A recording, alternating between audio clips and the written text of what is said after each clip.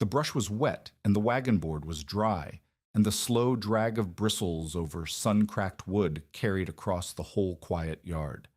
A man in polished boots stood back to watch his clerk work, red dust already filming the shine of them. Flies gathered at the mule's eyes. By the door, a dead man's harness still hung on its peg where he had left it in the spring.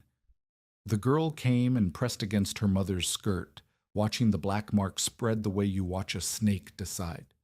Then she asked it, small and clear, was he taking the wagon her father had died under too?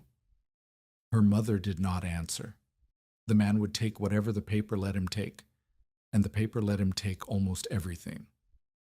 3 weeks after they put Daniel Vickers in the ground, a man came to paint a mark on the last good wagon Ada owned. She watched from the cabin doorway at Mesquite Crossing, where the red dust never fully settled, and the wind carried the smell of the dry riverbed half a mile off. Her husband had died in May. A loaded freight wagon had slipped off its jack while he worked beneath it, and the weight came down across his chest before he could roll clear. He lived 4 hours. He did not speak in the last 2. Now Ada counted what she had left, because counting was the one thing her father had trained into her hands. $31.60 in a tobacco tin, 61 pounds of flour, 43 pounds of beans, 14 head of cattle, though 2 had wandered off after the last storm and might already be dead. 1 mule sound enough to pull. Against all of it stood a single sheet of paper, a note her husband had signed for $176 due the 1st of October. She had 74 days, and she could not leave. Leaving meant surrendering the land claim that was not yet hers to keep. 20 months of residence still owed before the government would sign the paper over. Leaving meant the debt went unpaid, and the children went with her to nowhere, because there was no money for passage to anywhere better than this. The man with the brush worked for Virgil Sennett. He did not look at her.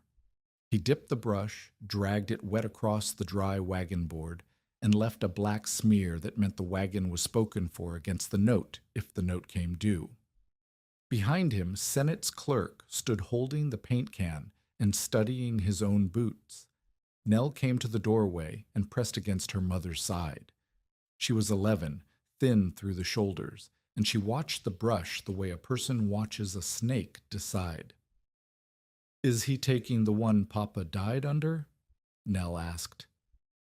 Ada did not answer, because the honest answer was that Sennett would take whatever the paper let him take, and the paper let him take almost everything. Her father had made barrels and freight boxes in Marietta on the Ohio for merchants who shipped downriver.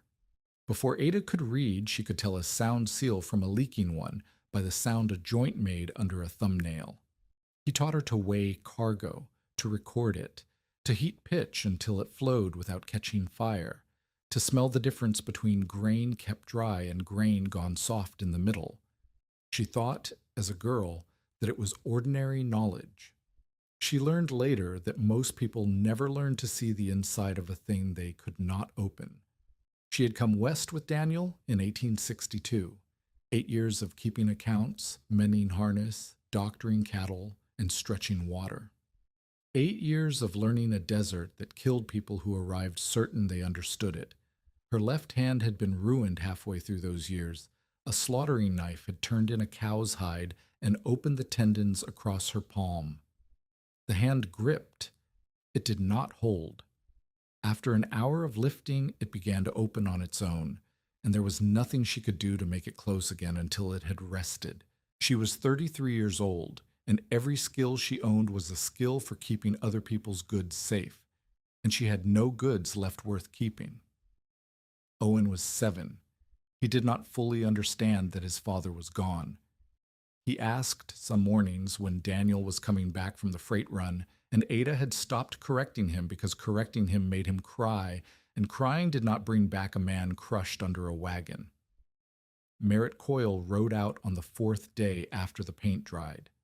He was 58, broad through the chest, with the flat squint of a man who had crossed the desert 20 times and lived, and who believed that living 20 times gave him the right to tell everyone else how they would die.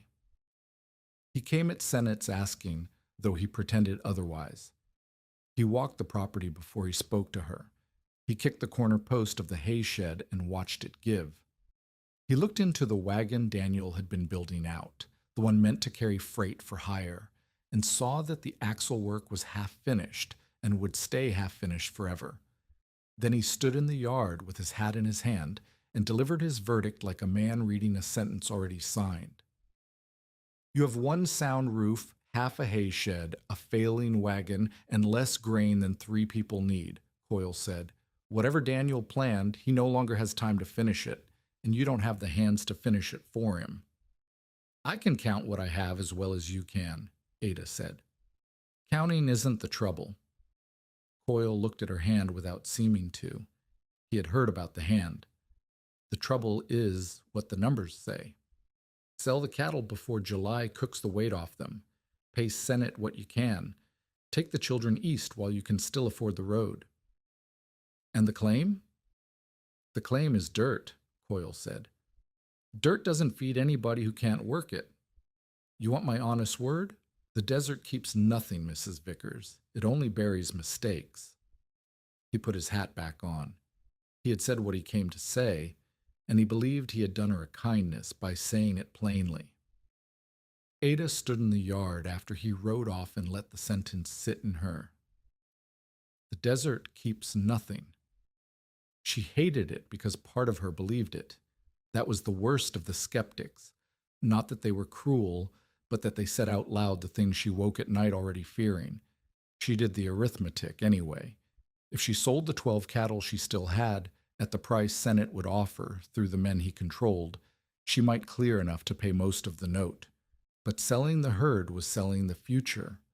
12 cattle sold was 12 cattle that would never calve. She would trade the whole coming year to buy back 3 weeks of Sennett's patience. She did not sleep that night. She listened to the wind and to Owen breathing and to the loose wagon wheel creaking every time a gust turned it, and she understood that there was no ordinary way out of this. Every ordinary road led to the same place. The children on a wagon east, the land signed back to the government, the herd in Sennett's pens. How could anyone survive this with a bad hand, 2 children, and 74 days? Then the storm came and took 2 more of the cattle, and the question changed. The storm broke over the mountains 3 nights later and threw down rain the settlement mostly did not receive. That was the desert's trick. The water fell miles away and arrived as a wall in a channel that had been dry an hour before. In the morning, 2 yearlings were gone, the fence rail down where the water had shoved through, tracks leading east toward the canyon. Lita Fenner came by at mid-morning driving her goats to the shaded ground. She was 41, widowed longer than Ada, and she kept herself alive on milk and cheese and a hard practical sense that had never once failed her. She saw the broken rail and the tracks and read them the same as Ada had. Let them go, Lida said. 2 yearlings aren't worth a woman lost in a wash with a bad hand. That canyon eats things. It ate a whole freight train once, if you believe the old men, and it'll take 2 calves and you besides. 2 yearlings are near a quarter of what I have to raise, Ada said, and you're the whole of what your children have. Lida did not say it unkindly. That was what made it land. There's a difference between brave and arithmetic, Ada. Learn which one you're doing. Ada left the children with instructions and a loaded rifle Owen was not allowed to touch. She took the mule, a canteen, a coil of rope, a shovel, and Daniel's revolver, which had a cracked grip and a cylinder that stuck. She followed the tracks east into the ground the settlement avoided. The storm had scoured the wash clean. Where there had been 10 feet of packed sand a week ago, there was now bare rock and a raw bank cut fresh by the flood. She found the first yearling at the mouth of a side canyon, standing on three legs, the fourth broken clean below the knee. It could not be saved, and it could not be moved. She knew what she had to do, and she hated that she had to do it with a revolver that might not fire. She was checking the cylinder, talking low to the animal to keep it still, when she saw the corner. It was black. It was iron. It sat in the raw face of the flood-cut bank, where no iron had any business being, a straight machined edge in a country that made nothing straight. She thought first that it was a stove someone had lost off a wagon. Then she saw the curve above it, and the curve was too large for a stove. It was the wall of something. She ended the yearling's suffering with one shot that echoed off the canyon walls and came back twice. Then she took the shovel to the bank. The sand came away wet and heavy. Under it, the black iron kept curving, and then it was not iron, but wood banded in iron, and then it was unmistakably the sidewall of a wagon, a heavy freight wagon, far bigger than any prairie schooner, tipped and half crushed and buried whole under the years of sand the floods had brought down. She dug until the light started to go. What she uncovered last, that first day, was not treasure. It was a skeleton beneath a collapsed wheel, the bones gone, the color of the sand around them, one hand still near a brass disc on a cord. She brushed the disc clean with her thumb. It was a freight tally, stamped with a single number. 11. Above the wheel, riveted to the iron strap that banded the wagon, was a plate she had to lean close to read in the failing light. Ada sat back on her heels in the dark canyon with a dead man's tally disc in her ruined hand. She had kept the ledgers of every freight outfit that came through Mesquite Crossing for 8 years. She knew the names of every company that shipped this corridor. She had never in her life seen those initials. What was an Eastern freight wagon doing under 20 years of canyon under a name no ledger in the settlement had ever carried? She did not sleep that night either. But it was a different kind of not sleeping. She went back the next morning with 2 lanterns and did not open a single box. That was the thing Coyle would never have understood, and the thing her father had put into her before she was 10 years old. A greedy person opens the nearest chest. A person who knows freight asks what will fall when the nearest chest is moved. Ada walked the flood-cut bank end to end and counted wheel rims poking from the slope. She counted 9. 9 rims meant at least 4 wagons, likely more, stacked and buried where the flood had driven them against the canyon wall and then covered them over, year by year, storm by storm. She measured the debris field with a knotted cord. She marked the unstable ground with charcoal. Only when she understood the shape of what she was standing on did she let herself touch the first strong box. A riveted sheet iron chest, its seams packed black, wrapped in canvas, gone stiff as board. The black seams were what everyone would misread. The men in town, if they ever saw this, would call it rust and rot and turn away. Ada heated her knife blade in the lantern flame and pressed it flat against the black. The stuff softened. It gave off a smell she knew before she could name it. Pine, resin, the smell of her father's shop on a hot day. Pitch, not corrosion. Pine pitch and beeswax packed into every seam by someone who had loaded these boxes knowing they had to cross a desert. Her father's voice came up in her so clear she nearly turned to look for him. A container doesn't survive because its walls are strong. It survives because someone found every weak opening before the world could. Whoever loaded the Rooke and Halden convoy had found the openings. The desert had done the rest. Dry sand, little air, the painted canvas, the pitch, the iron, and 20 years had passed over the boxes almost the way a night passes over a sealed jar. She opened the first chest. Canvas, rolls of it standing on end. The outer wraps crumbled to brown dust when she touched them, but she peeled the ruined layers away the way you peel the bad skin off an onion, and underneath the folds were tight and heavy and whole. Good canvas, yards of it. Canvas was worth more than most people understood. Shelter, roofing, sacking, wagon covers, and in this country, a thing a family could not do without. The second chest held iron, stove parts separated by straw and thin slats, plate, doors, flue sections, grates. Some had rusted where the straw had rotted against them. Some were still slick with the grease they had been packed in.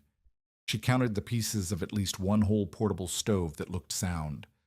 The third chest held glass, preserving bottles, each one wrapped in its own canvas sleeve, corked and sealed with wax. She lifted one into the lantern light, not a crack in it, 20 years underground and not a crack. There were boxes she did not open, 2 chests marked with the outline of a cross, and a row of squat metal canisters and tins she recognized by shape, medicine and powder. Ada was not a fool. She marked each one with charcoal, backed away from them, and left them exactly as they were. She sat in the mouth of the canyon and did the sum a different way than she had ever done it before. She could not sell this. That was the first thing to understand, and it was the thing that would have ruined a greedier person. She had 1 mule and 1 failing wagon. To sell the cargo, she would have to move it, and to move it, she would have to hire teams, and the only teams for hire ran under Sennett's contracts. A buyer, learning she was desperate, would offer salvage prices. A few dollars for a fortune in iron and glass and cloth. And if word got out before the cargo was secured, the settlement would strip the canyon bare in a single night and leave her the bones. So she would not sell it, she would use it. The idea came to her whole, the way the shape of a sound barrel comes to a cooper's eye, not a pile of goods to be sold once and gone. A depot, a raised building close enough to the trail to serve the travelers who crossed this corridor, and high enough above the flood line to survive the water that had buried the convoy in the first place. A place with dry storage, a room with a recovered stove for boiling and preserving, canvas for shade and shelter, a corner with the sound medical gear for the hurt, and, well away from all of it, a stone magazine for the powder. The value was not in selling the goods. The value was in what the goods could do, again and again, lend, rent, repair, preserve, resupply. A system that kept working when the roads closed. In a settlement where one man controlled the flour and the canvas and the hauling and the credit, the most powerful thing a person could own was not a wagon load of iron. It was a supply that did not depend on him. Lita found her testing a recovered jar by lamplight on the 3rd night, turning it slowly, watching for the shadow of a crack in the glass. Ada had told her the truth, because Lita was the one person in Mesquite Crossing whose doubt was honest instead of hungry. She had expected an ally. She got an argument. "I believe you," Lida said, holding a jar up to the lantern herself. "That's the trouble. The jars are good. The stove might be good. And it doesn't matter because you're doing arithmetic on the wrong number again. Tell me the right number." "You found 14,000 pounds of goods in a hole," Lida said. She set the jar down hard enough that Ada winced for it. "You own 1 mule. You have $30 in change and a note coming due. The hole is not your warehouse, Ada. It is your prison. Every day you spend hauling out of a canyon is a day you're not selling cattle to pay Sennett, and when October comes he takes the cattle and the land, and your fortune stays right where it is, under the sand where it's been for 20 years, doing nobody a lick of good." It was the strongest argument anyone made against her in the whole affair, and Ada never forgot that it came from a friend. She answered it the only way she knew how, which was with a ledger and a smaller number. I don't have to move 14,000 pounds, she said. I have to move enough to earn the next team. Look. She turned the ledger so Lita could see the figures. First trip, 1 stove, 20 jars, 30 yards of canvas, 1 tool chest, 1 sealed medical case. That load fits on my wagon if I pull the sideboards and make 2 runs. That's it. That's the whole of what I have to do first, not the fortune, just enough of it to buy the next pair of hands. Lida looked at the number a long time. And if the stove's cracked when you get it up top, if the canvas tears the first time you stretch it, then I've spent half of everything I own on freight worth nothing, Ada said, and you can tell Merritt Coyle he was right. She spent $12 of her $31 the next day. Rope, 2 pulley blocks, lamp oil, a set of wheel pins to replace the ones going soft on the wagon. Half of everything gone, on the bet that the desert had kept enough. She did not tell Lida the part that frightened her most. It was not the money. It was that she would be doing every ounce of the lifting with a hand that opened on its own after an hour. Word travels fastest downhill, and the blacksmith who sold Ada the pulley blocks told Virgil Sennett before she was a mile home. Sennett came himself. He was 47, soft in the middle now, but hard everywhere it counted, and he had built Mesquite Crossing into a place that could not buy a nail or a sack of flour or a day's hauling except through him. He held Daniel's note. He supplied the settlement at whatever price he chose. A woman with her own depot was not a debtor to him. She was the end of him, and he knew it before Ada fully did. He was clever about it. He did not threaten her in the yard. He made her an offer, loud enough that the 2 men loafing outside his store could hear. $9, Sennett said, for the rusted lot. I'll send men to clear it out so you don't have to strain that hand. $9 is more than any of it's worth, and more than you'll get from anyone else because I'm the only man in 50 miles with the teams to move it. $9. It was an insult, and he meant it as one, not because he expected her to take it, but because he wanted the men outside to hear the number and then hear her refuse it, so they would go home and say the widow Vickers had turned down good money for a hole full of grave iron. No, Ada said. Sennett smiled as though she had done exactly what he wanted. Then he reached into his coat and produced a folded paper, worn at the creases, and here his voice changed to the flat certainty of a man reading a deed. Then let me save you some grief. 20 years ago, the firm I clerked for bought up the unpaid accounts of a bankrupt freight outfit out of the Salt Lake country, Rooke and Halden. That paper you found in the sand belongs to their creditors. I am their creditor's successor, which means the cargo in that canyon is mine, Mrs. Vickers, and you are digging up my property with my pulley blocks. The paper proved a connection. It did not prove ownership, and Ada, who had read 1,000 freight documents, saw the difference at a glance. But she also saw the faces of the men outside who could not read the difference, and who would carry into town the news that Sennett had papers, and the widow had only stubbornness. A widow may finish a man's land claim, Sennett said, folding the paper away. She does not inherit the right to invent a freight company. Then you should have no difficulty, Ada said, proving which box is yours. Come to the canyon. Read me the manifest numbers off your paper, and I'll hand you every chest that matches, every one. Sennett's paper had no manifest numbers on it. He knew it. She knew it. For one moment, the certainty went out of his face. Then it came back harder, because a man like Sennett does not lose an argument. He loses interest in the argument and changes the weapon. You'll not hire a team in this settlement, he said quietly, so the men outside could not hear this part. Not one.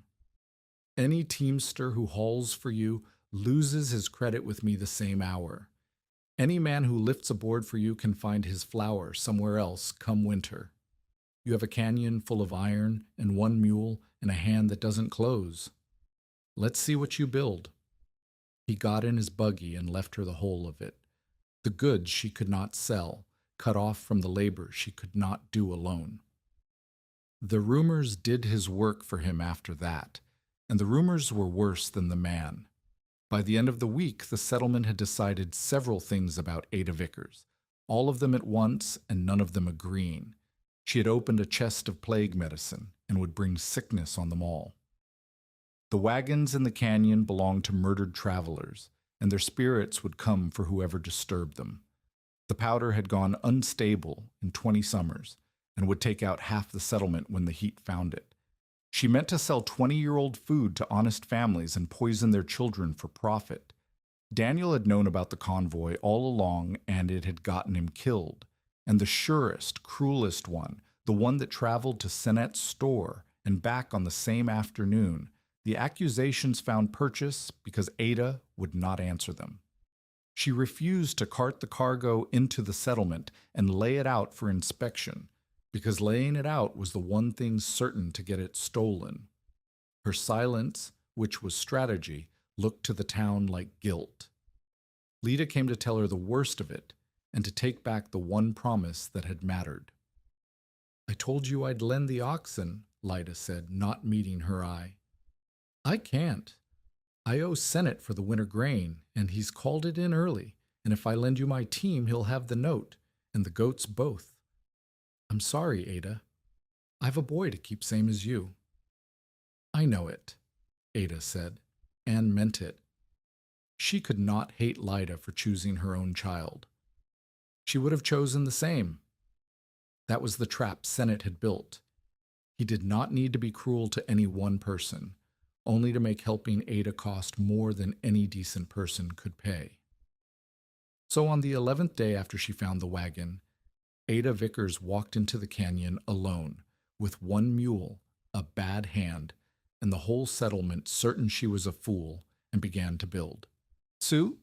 She started with the site, not the cargo, because a building set in the wrong place would drown the same as the convoy had. She climbed the slope above the flood-cut bank and read the ground the way her father had taught her to read a barrel, looking for the weak opening, the place the water would find. She chose a gravel bench she judged high enough, and she was wrong about how high enough it needed to be, though she would not learn that for another month, and the lesson would nearly cost her everything. She cleared the bench by hand. She carried stone for the piers one at a time, because two at a time made her bad hand open by noon. She hauled the first stove up from the canyon in pieces on the drag of a sled she built from wagon boards, and she lost a full day when the sled slewed on the grade, and she had to unload it all and start the climb again. The physical cost showed within the first week. The rope split both her palms open. Her forearms cramped so hard at night that she woke biting down on her own wrists to keep from crying out and waking the children. She lost weight she did not have to lose. Her good hand blistered, and the blisters broke, and the broken skin gripped the rope worse than before. And the bad hand did what it always did, opening on its own after an hour of work, so that she learned to time her lifting against a clock only she could feel, resting the hand before it failed her at the worst possible moment. She got one stove to the bench. She got 40-some jars up, wrapped in her own petticoats to keep them from cracking on the climb. She got 60 yards of canvas hauled and stacked under a tarp, 3 strong boxes inventoried and marked. It was almost nothing against 14,000 pounds. It was more than a woman with one mule and half a hand should have been able to do it all, and she did it while the whole settlement waited for her to quit. Merritt Coyle rode out to see it for himself before the first week ended. He did not come to help, and he did not pretend to.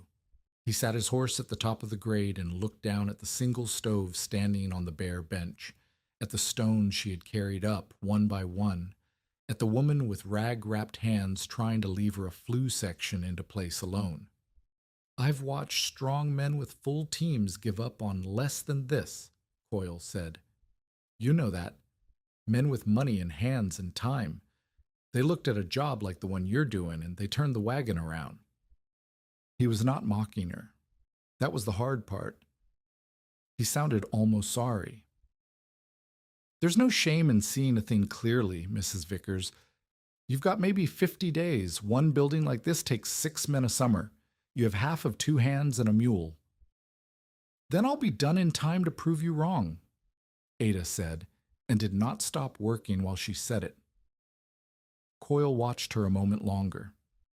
The desert keeps nothing, he said again, quieter this time, the way a man repeats a thing he is trying to make himself keep believing. Then he turned his horse and rode back toward town to tell whoever asked that the widow Vickers was killing herself over a hole in the ground, and that somebody ought to take the children before winter did it for them. Ada set the flu section that afternoon. It took her 4 tries, and the last one opened her bad hand at the worst moment, and the iron came down and split the skin over 2 knuckles. And she wrapped the knuckles and set it anyway on the 5th try. She would not quit. But she was doing the work of 6 people with 1.5 hands, and the arithmetic Lida had thrown at her was still true. 74 days had become 50. The note still stood at $176. She had $19 left. And at the rate one woman could climb that grade, she would not have the depot standing before the season turned and the storms came down again. The same storms that had buried the convoy she was digging out of. She nailed a board to the first finished pier and wrote on it in charcoal what she meant to keep there, and the rules under which she would keep it, and she left it standing in plain sight where any traveler on the trail could read it. A declaration that the depot existed and would go on existing, posted where Sennett himself would surely hear of it. If you have ever had someone condemn your work before they understood what you were building, tell us about it in the comments. Ada was about to learn she was not the only one who knew what that felt like. She came back to the canyon the next morning to bring up the second stove, and she found the tracks. Boot prints, fresh ones, pressed deep into the damp sand beside the very powder boxes she had marked in charcoal and left untouched. Someone had come to the wreck in the night. Someone had stood over the one part of the cargo that could kill and studied it and gone away again without taking a thing. Ada stood at the mouth of the canyon with her heart going hard, looking at the prints of a stranger's boots leading in from the dark and back out again, and understood that she was no longer the only person who knew what was buried below the flood line. Ada did not go home for the revolver. She followed the boot prints. They led her past the strong boxes she had opened, past the charcoal marks on the powder, deeper into the canyon than she had yet gone, toward the lead wagon, the one buried deepest where the flood had first driven the convoy against the wall 20 years before.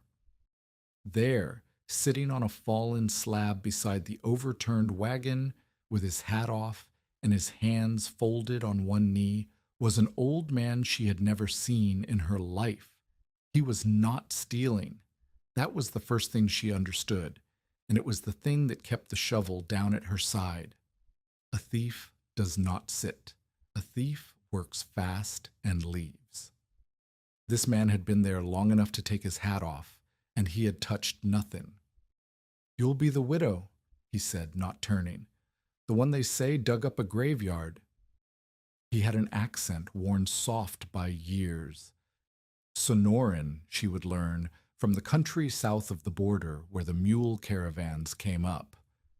"Come and look at this axle with me before you decide to hit me with that shovel." She did not come and look, but she did not leave. "You marked the powder," the old man said. "You braced the bank before you dug under it. You went at the strong boxes and left the medicine chests where they lay." Now he turned, and she saw a lined brown face and eyes that had spent 60 years reading ground. "A thief opens the nearest chest, Senora. A freight keeper asks what will fall when it moves. I came to see which one had found this place. I'm glad it was the second kind. His name was Tomas Ibarra. He was 59 years old, and he walked with a stiff right knee from a wagon that had rolled on him a lifetime ago. He had driven mule caravans up this corridor before there was a wagon road at all, had carried mail and army supplies between the desert posts, and had heard the story of the lost Rooke and Halden convoy when he was a young man, told as an outlaw story, wagons stripped and burned by raiders. I never believed it, Tomas said. He put his hand flat on the overturned wagon wall. Raiders scatter a train. They burn what they cannot carry. These wagons were not scattered. Look how the wheels folded, all one way, all at once. Something struck them together in a single moment. Not men. Earth. The mountain came down the wash and put them here, and the desert kept the secret because no man came back to tell it. He looked at her. You already knew that. You read it the same as me. That is why I sat down to wait for you instead of taking a stove. Ada set the shovel head down in the sand. I have 1 mule and half a hand and 40 days, she said, and the whole settlement waiting for me to fail. I can't pay you. I can't even feed you well. I did not ask to be paid, said Tomas Ibarra. I asked you to look at the axle, and that was how it began. He did not offer charity, and she would not have taken it. What he offered was harder to refuse and harder to repay. He taught. The first thing he taught her nearly ended the whole enterprise, because it meant tearing down what she had already built. He walked her downstream from the depot bench in the early light, saying nothing, pointing. Twigs jammed in a crack in the canyon wall above her head, higher than she could reach. Water put those there, Tomas said. Not this year, but water. A boulder the size of a stove, fresh mud caked on its upstream face, and none on the down. That stone rolled in the storm that took your cattle. A stone that size does not roll in a little rain. 2 separate shelves of debris along the bank, one low and recent, one higher and older, each marking a flood that had come and gone before Daniel Vickers was born. Then he took her to the gravel bench where she had set her 22 piers and carried her stone one at a time until her hand gave out, and he shook his head. This is a good floor for a dry year, he said. You did not build for a dry year. You built for the year the mountain empties into this canyon, the year the travelers will need you, and the year that will try to kill them. He walked her up the slope, past a shelf that looked flat and safe. Not there. That looks like ground. It is the mouth of another wash. In a flood, it becomes a river. He climbed to a hard gravel bench a good 14 feet above the highest old debris line and stamped his heel into it. Here, this is where a person builds who means to still be standing after the water comes. Ada stood looking down at the piers she had bled to set, that she would now have to abandon and set again higher, and every part of her body that ached told her the old man was wrong. She believed him anyway. That was the whole of the lesson, and she knew it even as it cost her a week. The knowledge was worth more than the week. She moved the depot up the slope. He taught her to recover a wagon without dying under it. A 3-point brace, wagon tongues and stone cribbing and rope taking the weight in 3 places at once so no single failure could drop the load. Never stand below a loaded wheel, Tomas said again and again until she said it in her sleep. Never trust wood the sun has dried for 20 years. It looks like oak. Under a strain, it breaks like a cracker. They built a proper drag sled from sound oak. The work went faster, and for 3 days Ada let herself believe the worst was behind her. Then the sled taught her its own lesson. A buried wheel rim, invisible under the sand, caught the forward runner as she and Tomas dragged a loaded sled down the grade. The runner split with a crack like a shot. A stove section, 60 pounds of cast iron, came loose and slid, and Ada lunged to stop it out of pure instinct, and her foot went out from under her, and the iron came down and missed the bones of her ankle by the width of 2 fingers before it buried itself in the sand. She lay there shaking. Tomas did not help her up, did not tell her she was brave or lucky or foolish. He crouched beside her, his stiff knee cracking. Now, tell me what you did wrong, out loud, every step, from the top of the grade to the iron in the sand. I didn't sound the ground for buried rim before I ran the sled over it. That is one. What else? I reached for a falling load instead of letting it fall. That is 2, and 2 is the one that kills people. He helped her up then. Iron you can dig out of the sand. A foot you cannot. Say it. Let it fall, Ada said. Let it fall, said Tomas Ibarra, and they went back to work. He taught her to read the iron itself. A recovered stove body looked whole to her eye, but Tomas mixed a thin chalk wash and painted it over the black metal, and where it dried, they watched. Hairline cracks she could never have seen, with her eyes drank the oil out of the iron and darkened, thin dark veins spreading across the white chalk like cracks in river ice. 2 stove bodies failed, cracks running clean through the fireboxes where they would have split under the first hot fire. 1 portable stove passed. He showed her how a narrow flue and a controlled draft could throw the heat into the kettle where it was wanted instead of losing it up the pipe, a thing that would matter more than she could yet imagine on a night when the difference between boiling water and not would be measured in lives. He would not let the powder anywhere near the rest of it. Fire and powder do not live in the same house, Tomas said flatly, and that was the end of the argument. They chose a shaded rock recess a full 80 yards from the depot and built a low stone magazine into it, a wooden shelf inside, and a hard rule that no iron tool came near an open canister. 1 spark off a shovel, and there would be nothing left to argue about. They tested the canisters the only safe way, rotating each one gently and listening. 7 sounded dry, the powder shifting clean and loose inside. 5 gave the dull, clumped, dead sound of powder gone to corrosion, and those 5 they sealed and buried in a marked pit, untouched, too dangerous to open and too dangerous to leave lying out. And through all of it, he watched her hand. He watched it swell over the days until she could not close it at all by evening, watch the rope burn split both palms and the forearms cramp.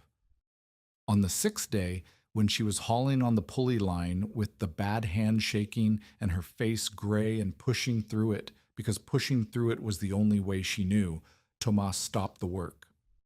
No, he said, you will not carry pain like it is a virtue. Pain is information. It tells you the tool is built wrong for the hand you have. He made her rig the pulley a different way, one that threw her weight and her good hand into the pull and asked less of the ruined one. It was slower to set up and faster to work, and it meant something she had no words for, because he had not looked at her hand and seen a woman to be pitied. He had looked at it and seen a problem in a system, the way she looked at a leaking seam, and fixed the system so the woman could keep working. That was the day Ada stopped thinking of him as help and started thinking of him as her partner. The medicine chest tested them differently. One of the 2 marked chests had begun to leak, a dark liquid seeping from a lower corner and a smell coming off it sharp and chemical and wrong. broken bottles inside, their contents mixed into something no one could name. Ada wanted to save what she could. There was glassware in there worth money, instruments worth more, and every dollar of it counted against Sennett's note. "Move it," Tomas said. "The whole box. Away from the depot, away from the water, away from the people. There's $100 of instruments in the sound half of it. There is death in the other half, and you cannot tell me which bottle is which."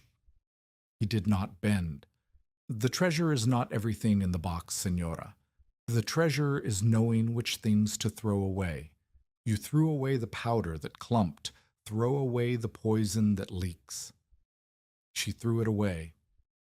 They carried the leaking chest far up the canyon and left it, and from the sound chests kept only what could be trusted absolutely: the steel instruments, forceps, and needles, folded linen sealed dry in a separate drawer, splints, and the corked glass that had never cracked.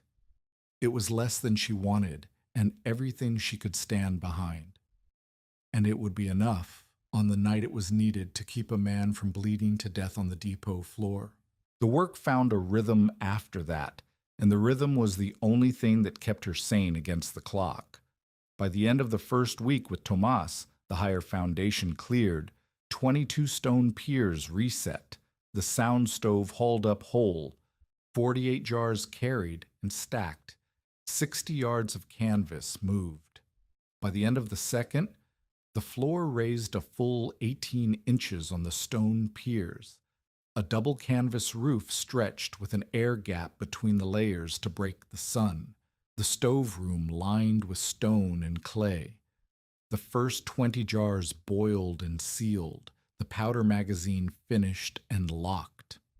By the end of the third, a treatment alcove partitioned off, a tool rack built with every tool numbered, water barrels set on stone outside the door, and the thing Tomas insisted on above all the rest: a line of whitewashed markers set into the high ground between the settlement and the depot, so a person could find the safe path to the bench in the dark, or in a storm, or when the low ground had turned a river. "A road you cannot find in the dark," Tomas said, driving the last white stake, "is a road for fair weather only. You're not building for fair weather." Ada did not know yet how right he was. She would know in 9 days. Lida came before sunrise on a morning near the end of the third week, driving her 2 oxen up the wash with a chain over her shoulder. "I'm not working for you," Lida said before Ada could say a word. "I lost a chain up this canyon last month, and I've come to fetch it. And if my oxen happen to be standing here with nothing to pull while I look for it, that's my own business and no concern of Sennett's." She would not meet Ada's eye, because they both knew the chain was a fiction, and they both knew what it would cost Lida if Sennett learned the truth. "One day. I can give you one day. After that, I don't know you." One day with 2 oxen moved more cargo up the grade than Ada and 1 mule had moved in the whole week before. They did not speak much. There was no need. When the light failed and Lida hitched her team to go, she stopped at the top of the grade and looked back down at the depot taking shape on its high bench. "It might work," Lida said, as though the admission hurt her. "That's the hell of it, Ada. It might actually work." Then she took her oxen home and told anyone who asked that the widow Vickers was as stubborn as ever and no business of hers. Sennett answered the progress the only way he knew. His notice came by his clerk, the same young man who had held the paint can, and it said 2 things. The first was that Virgil Sennett would seek attachment of Ada's cattle on the 1st of October, unless the full note of $176 was paid in coin. The second was worse and cleverer, and aimed not at Ada, but at the whole settlement: that any person injured by the powder or the old medicine in the widow's canyon would hold the widow herself responsible before the law, and that a decent community might ask whether such a hazard belonged in its midst at all. He was building the ground for a claim that Ada was a danger to them all. A frightened town believes a story about danger faster than it believes anything else. They found the rest of the convoy the next day, and the truth of it behind wagon 14. Tomas had felt the cold air first, a thin, steady draft out of a gap behind the deepest wagon, air coming from somewhere hollow. They cleared the compacted debris across 2 days, and behind it opened a natural alcove in the canyon wall, sealed shut by the same flood that had buried everything else. Inside stood 3 strong boxes, upright and undisturbed, better preserved than anything in the open. Inner canvas rolls still soft, tins of percussion caps sound and dry, 2 more medicine chests, and a leather document case that had kept out 20 years of dessert. The case held the answer to the question that had started everything: a second copy of the cargo manifest and letters, the freight-master's own, written in the days before the end. Ada read them by lantern with Tomas at her shoulder, and the outlaw story died on the page. The convoy had not been attacked. The letters were full of water, springs found dry that should have run, casks going empty faster than the miles fell behind, a caravan in trouble long before the storm ever came. On the last night, the freight-master had ordered the rear wagons out of the main channel and up into a side canyon to escape water rising in the wash from a storm in mountains they could not see. The side canyon was the trap. The water they fled in the main channel came down the side canyon instead, all at once, carrying the mountain with it. They ran from the flood into the flood, Tomas said quietly. They did everything right but the one thing, and the one thing was enough. He looked at Ada. Do not build it on a shelf, Senora. You've told me 9 times. I will tell you a 10th if I have to. They tested the depot before a single traveler ever saw it, because Tomas would not let her open it to the public on faith. The sound stove brought a 10-gallon kettle to a rolling boil on a fraction of the brush her open cabin fire had swallowed. Under the double canvas roof, with its gap of dead air between the layers, the working room stood cool enough at midday to work through hours that would have driven them into shade anywhere else.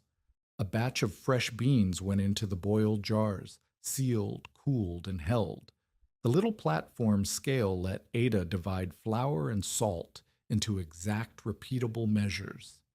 And when a brief afternoon squall blew through, the raised floor stayed dry while the ground below the bench ran with a sheet of muddy water. These were her own measurements, recorded in her own ledger, and she trusted them because she had watched everyone. But the skeptics did not. Merritt Coyle came, and this time he could not pretend the convoy was a fantasy. Ada put the manifest in his hands and the letters beside it, and the old freight captain read them through twice, and something moved behind his flat squint that had not been there before. So it was real, Coyle said. The train, all of it. I'll say that much where the town can hear me. I was wrong that it was a story. Then his face closed again.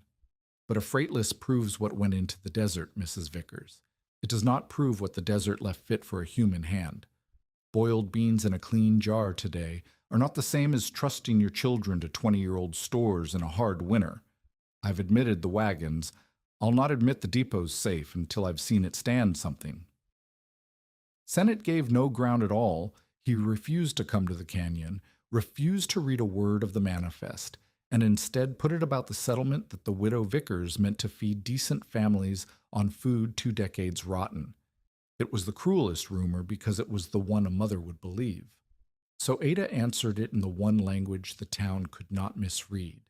She had every original food container in the cargo carried out into the open in front of anyone who cared to watch, and one by one she broke the old seals herself, and one by one she poured the 20-year-old contents into a trench and buried them. She kept not a single ounce of the old food, only the empty jars boiled clean to be filled fresh.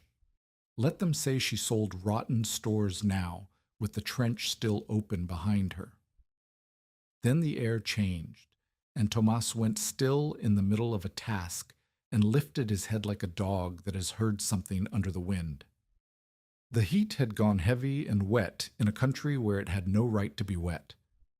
Away over the mountains, clouds were stacking into a wall the color of a bruise. Ada watched him watch it. "The ants," Tomas said. He pointed to a column of them streaming up the canyon wall, higher than ants had any reason to go, carrying their white eggs. "They know before we do. And there," a dry channel that had held nothing but dust for weeks now carried a thin, dark thread of debris and moving grit, water somewhere upstream feeding it. "The first storm, the one that took your cattle and gave you the wagon, that was the desert clearing its throat, Senora. This one is the desert speaking." "How long?" "A day. 2. He looked at her, and for the first time since she had met him, she saw the old teamster afraid. "And there is a mail coach coming through Mesquite Crossing tomorrow evening. 9 souls on it, they say. Coming down into the low ground just as the water comes down out of the high." Ada looked at the depot on its high bench, the raised floor, the double roof, the boiled jars, the stove, the white markers running off into the dusk toward the settlement. Everything she had bled 3 months to build that had never once been tried by anything worse than an afternoon squall. "Then we'll find out tonight or tomorrow," she said, "whether the old man was right about the shelf." "Pray that I was," said Tomas Ibarra. The storm broke over the mountains on the last night of August in the year 1870, and it did not fall on Mesquite Crossing at all. That was the horror of it, and the thing no one in the settlement understood until it was on top of them. The sky over the town stayed dry. There was only lightning, far off and silent, walking along the peaks, and a few residents stood in their doorways to watch it the way people watch a show that is happening to someone else. The rain was falling 20 miles away, in the mountains, pouring into 100 dry channels that all fed one wash, and the wash fed the corridor, and the corridor ran straight down through the low ground of Mesquite Crossing. The flood arrived before the rain. It came in the dark, a sound first, a low, continuous grinding that Ada had mistaken for thunder, until Tomas stepped out of the depot and listened and said, "That is not thunder, that is stone moving in the wash." Then it came around the bend into the lower settlement, a wall of brown water higher than a man, carrying brush and fence rails, and a drowned steer turning over and over in the current, and it took the low ground in the space of a held breath. Ada did not go to guard the cargo. She threw the depot open. "Everyone up!" she was shouting before she fully knew what she meant to do, running the white markers down toward the settlement with a lantern, and behind her Tomas was ringing the iron stove door like a bell. "Up to the bench, follow the white stakes, up to the high ground." People came out of the dark half-dressed and terrified, and Lyda Fenner, bless her, who had said she did not know Ada, was suddenly there in the chaos taking charge of the women and the children, driving them up the marked path and in under the double canvas roof where the floor was dry and the water could not reach. The mail coach was caught, exactly as Tomas had feared, between 2 channels that had both come to life at once. The 9 passengers stranded on a shrinking island of high ground with brown water tearing past on either side. Ada and Tomas stretched a line of the recovered canvas rope from the depot bench to the nearest solid ground by the coach, anchored 3 ways the way Tomas had taught her to brace a wagon, and began bringing people across hand over hand. The mail driver would not wait for the line.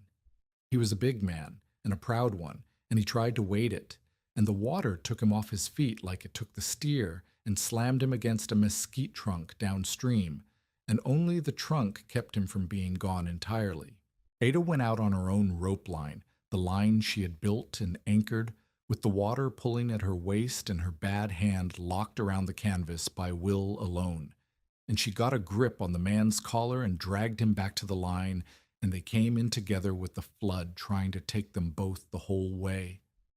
The complication came out of the dark and struck the one person Ada could least afford to lose. Tomas was down at the coach end of the line, guiding the last passengers up, when a timber came down the channel, a whole roof beam torn off some building upstream, and hit him across the lower leg. Ada heard him go down. She got to him and saw the wound in the lantern light, and her stomach dropped because the bone was showing and the blood was coming fast and dark, and the man who had taught her everything was gray-faced in the mud with the water rising around them both. She got him up to the depot. She got him onto the floor of the treatment alcove she had built and never used. And then everything Tomas had made her keep, everything he had made her throw the poison away to protect, the clean folded linen sealed dry, the forceps, the needles, the splints, the corked glassware. Was there under her hands exactly where the system said it would be. She did not work a miracle. There was no miracle in her. She pressed the wound and got the bleeding under her hand and held it there while she counted, the way you hold a seam while the pitch sets. When the boiled water came off the stove, she flushed the wound clean with it. She drew the edges and bound them and splinted the leg straight, and she tied Tomas Ibarra down so that he could not, in his stubbornness, try to stand on it.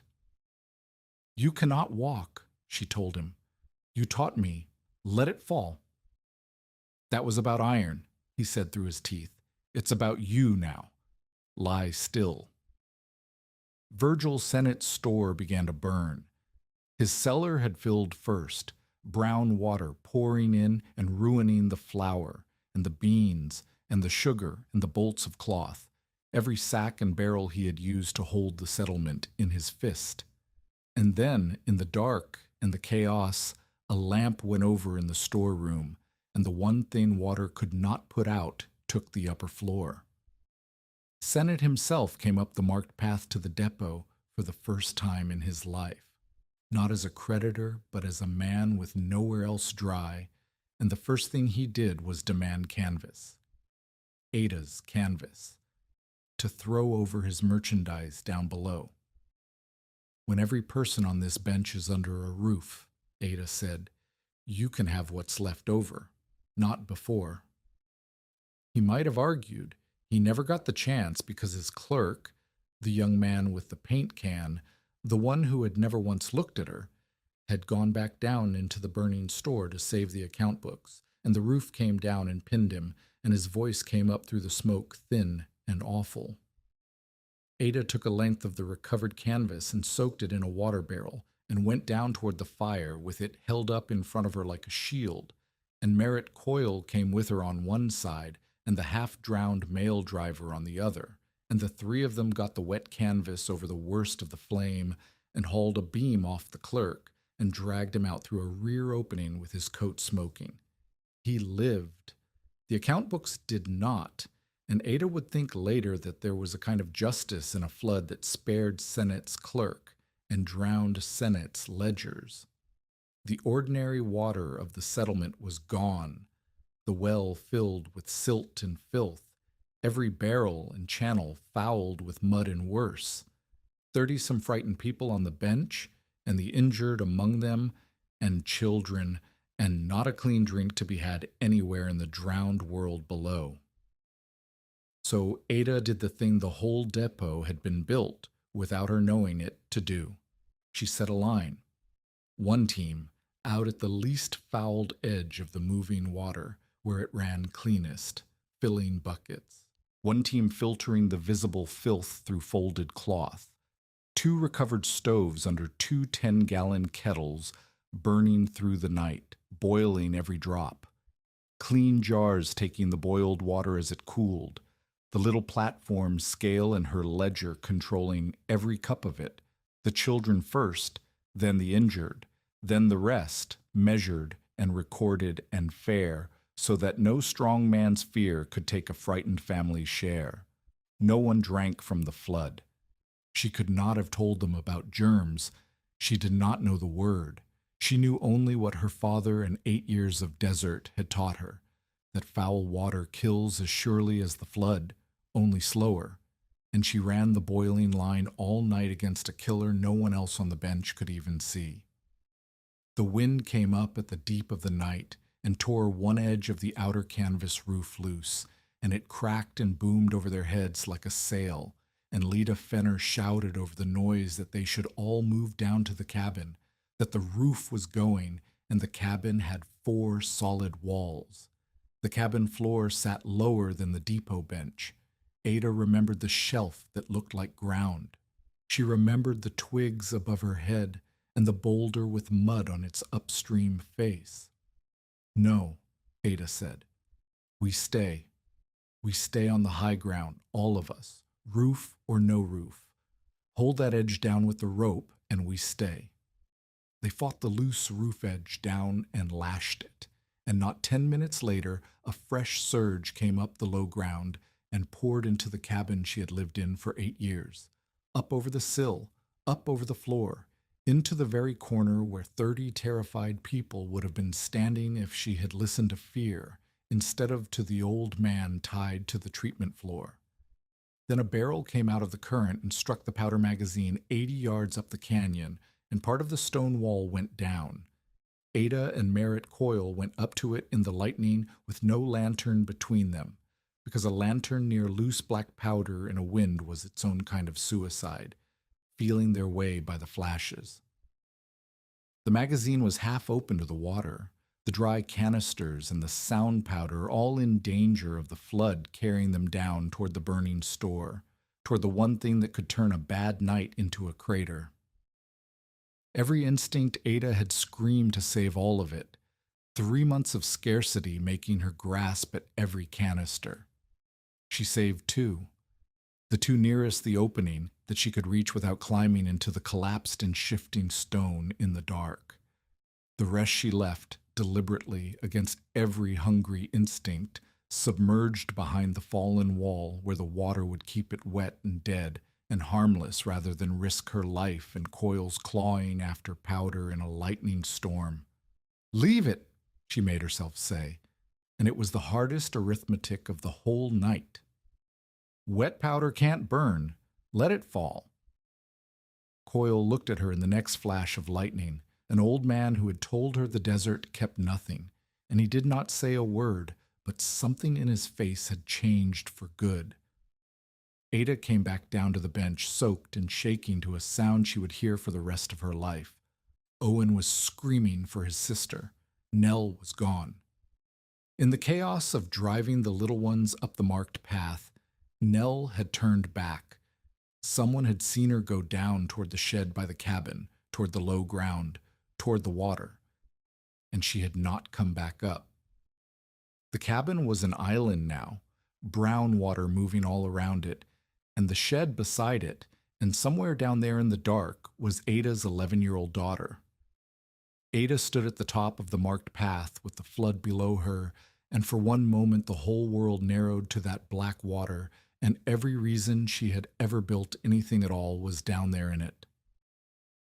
If you are with Ada right now, if your own chest has gone tight, stay with her. Subscribe and stay, because the depot has passed every test the night could throw at it, but her daughter is still below the flood line, and the last test is the only one that ever really mattered to her. She did not run blind into the water. That was what the old night before the old man would have done, and it would have drowned her and helped no one. She ran the white markers. Tomas's whitewashed stakes stood up out of the flood, catching the lightning, a line of pale points marking the one path that stayed on high ground the whole way down.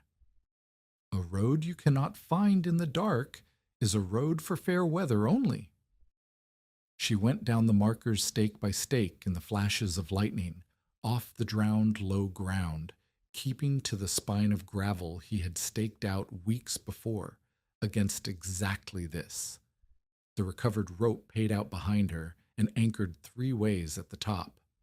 She found Nell on the roof of the cabin, above the water, with 2 smaller children clutched against her, the neighbors' little ones. Nell had not gone back for a blanket, whatever the town would say after. She had heard them crying in the shed as the water rose, and an 11-year-old girl had gone down into a flood to pull 2 babies onto a roof and had held them there in the dark and the wind and had not let go. Ada got the line to the roof. And then one at a time, the smallest first, then the next. Then her own daughter last, because Nell would not go before the little ones, and Ada would not have loved her as much if she had. She brought them across the water hand over hand on the rope she had built, and anchored the way Tomas had taught her, up the white markers he had staked, onto the dry raised floor under the roof that had held. Every single thing that saved her daughter's life that night was something the buried convoy had carried, and something the old teamster had taught, not the powder. The powder saved no one. The discipline that kept it wet and dead only kept it from killing them. The rope, the canvas, the markers, the high floor, the clean water. The knowledge to build on the bench and not the shelf. The water began to fall with the first gray light, the way desert floods do. As fast as they come, they go, leaving a drowned and ruined world steaming under a sky washed clean. By full dawn, the reckoning stood plain. 31 people had ridden out the night on the depot bench. 9 of them Ada had treated for cuts and burns and broken bones through the small hours. 4 buildings in the low ground were gone entirely, swept off their foundations and scattered downstream. Most of Virgil Sennett's exposed stock, the flour, the beans, the cloth, the patent medicines that had held the settlement in his hand, was ruined mud in a ruined cellar under a burned store. The depot had lost 1 panel of its outer roof and 11 jars broken in the night's work. Not one person who had reached the depot bench had died. Ada Vickers stood at the edge of her raised floor in the first clean light, filthy and bleeding and swaying on her feet, and looked out over 30 living people and the drowned settlement below and the 4 gaps where houses had stood, and she understood that Merritt Coyle had been wrong. The desert had kept something. It had kept enough, because someone had known what not to trust and where not to build, and when to let the rest of it fall. She had no time to feel it. Tomas was still gray on the treatment floor, the wound in his leg, a race now between healing and the poison that follows a bad wound, and the note still stood at $176, and the settlement below had lost the only stores it had. Survival was not the end of anything. It was the moment everyone would turn from asking whether the widow Vickers could live through a flood and begin asking a far more dangerous question: what a woman like that, with a depot like that, was going to become. The first sign of the answer came out of the mud that same morning. Merritt Coyle, picking through the wreck of Sennett's burned office for anyone still trapped, pulled a scorched leather document case from under a fallen beam and brought it up to the bench and set it in Ada's hands. Inside was the original paper, the assignment Sennett had waved at her, the paper he had built his whole claim to the convoy upon. And clipped behind it, water-stained but readable, was a second page neither of them had ever seen. It was a date, and the date said the assignment had expired 19 years ago. The date on the second page said the assignment had expired 19 years before Sennett ever waved it in Ada's yard, which meant that for 19 years the man had been threatening the world with a claim the law had already buried. Ada folded the page back behind the manifest, closed the scorched document case, and told no one. A weapon is worth more unfired, and she had learned from her father that you do not show a man the flaw in his own barrel until the day you mean to pour it out. Then she turned to the settlement, because the settlement had already begun turning to her. They came up the marked path within 2 days of the water falling, while the low ground still stank of mud and drowned things. They came because there was nowhere else to go. Sennett's store was a burned shell over a flooded cellar, and every sack of flour and barrel of beans that had held Mesquite Crossing in one man's fist for a decade was ruined muck. The settlement had lost its stores in a single night, and the only dry food and clean water for 50 miles sat on a raised floor above the flood line, behind a woman with a numbered ledger. Ada could have named her own price. That was the thing everyone waited to see. A person who had been mocked and cut off and called a grave robber now held the whole settlement's belly in her hand, and the town braced for the widow Vickers to become exactly the kind of tyrant Sennett had been. She did the opposite, and she did it out loud, because she understood something Sennett never had, that the fastest way to lose power in a small place is to hoard it. She posted 3 rules on the board outside the depot door, in charcoal, where any traveler could read them. First, clean water was free to every soul in the settlement until the well ran clear again. Free, not sold, not traded, free. Second, any family that had lost their tools in the flood could borrow from the numbered rack against a day's labor rather than against coin, because a man with no tools could not earn the coin to buy them, and only a fool starves the person who could rebuild the town. Third, any family could use the boiling room and the sealed jars to preserve their own food, their own harvest, their own meat, provided they brought their own fuel chasseurs, so that the depot taught them to feed themselves rather than teaching them to depend on her. That third rule was the one that saved her, though she made it for a plainer reason. She had watched one man make a settlement helpless by being the only source of everything. She would not become the second such man wearing a widow's dress. Lita Fenner was the first of the skeptics to come to her, and she did not come to argue. She came at dawn, the way she had come with the oxen, and she found Ada at the boiling line teaching 2 women how to hold a jar rim to the light and read it for a crack before they trusted it with a winter's food. Lita watched a while. Then she picked up a jar herself, turned it in the light the way Ada had shown her, found the hairline shadow of a flaw, and set it aside in the reject pile without being told. "I judged the whole of it wrong," Lida said. "From the start. I stood in your yard and told you the canyon was a prison and the goods were worthless because you couldn't sell them." She turned another jar. "You were never hauling boxes, Ada. I see it now. You were building what the boxes could do together. A stove and a jar and a length of rope are worth almost nothing apart. You put them in one place above the water and made them worth 31 lives." She set the sound jar down. "I'd like to work the preserving room, not a favor. A share of the fees, honest, and I'll run it better than you can because you've too much else to carry." Ada took the offered hand, the good one with her good one, and a practical skeptic became a partner in the space of a sentence. Merritt Coyle took longer, because a man who has built his whole standing on being right does not surrender it in a morning.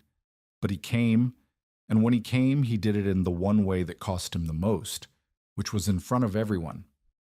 He gathered what was left of the settlement on the mud flat below the depot on the 3rd day, the mail agent among them, and he stood where they could all hear him, an old freight captain who had crossed the desert 20 times and told a widow to her face that she was a fool.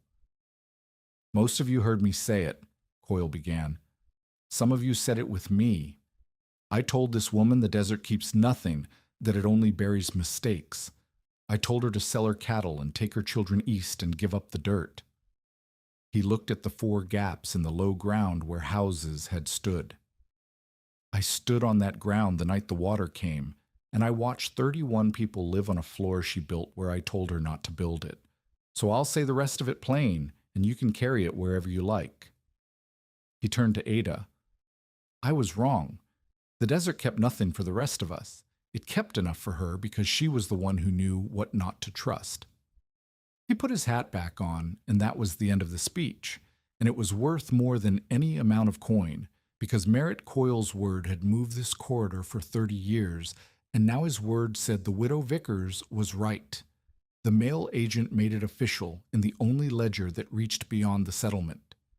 He wrote his report to the company, and in it he recorded that when the lower road disappeared under the flood, the passengers of the westbound coach had been sheltered, fed, and treated at a raised private depot above the flood line, and that not one had been lost.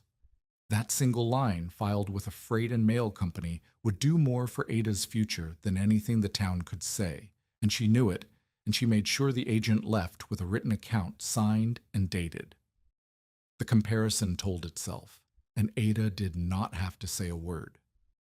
Sennett's store had held the settlement's food and lost nearly all of it: the flour, the beans, the sugar, the bolts of cloth, the shelves of patent medicine, all of it drowned or burned in one night, because it sat in a cellar on the low ground where a merchant had always kept it, because the low ground was convenient to the road. Ada's depot had lost one panel of roof canvas and 11 jars. The whole town could see the two piles side by side, the ruin below and the working depot above, and every person who saw it understood without being told that the difference had not been luck and had not been the age of the goods. The difference was that one person had asked, before the water ever came, where the water would go. She began to teach it because teaching it was the third rule made real.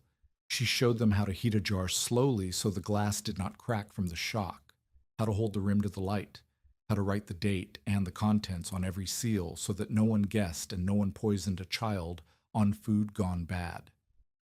She showed them how to keep the boiled water in marked jars and the untreated water in different ones, always, so that a tired person reaching in the dark could not make the mistake that kills. She showed them how to cut a panel from a roll of canvas without ruining the yards on either side, and how to weigh an honest ration on the little platform scale so that the strong did not eat the share of the weak, and Tomas taught from his cot. A widower named Harmon Estes came up the path in that first month with a wagon of squash and no wife left to put it by, 4 children to feed through the winter, and no notion how. Ada did not sell him preserved food. She put him at the boiling line beside Lida and taught his own hands to do it. The slow heat, the jar held to the light, the date written on the wax.